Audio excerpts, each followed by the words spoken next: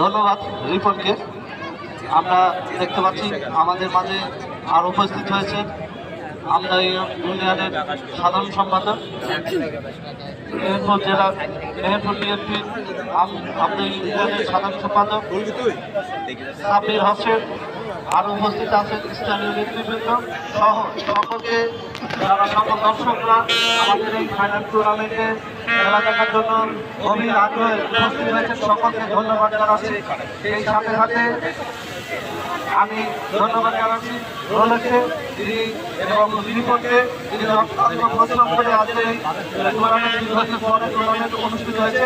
এই পর্যায়ে বেশি কথা নাই, এই পর্যায়ে স্বাগত সংক্ষিপ্ত আকারে কিছু কথা বলার জন্য অনুরোধ করছি বন্দাদি ভারত যুব সংঘের সম্মানিত সভাপতি মেহেদি হাসান রোলেককে।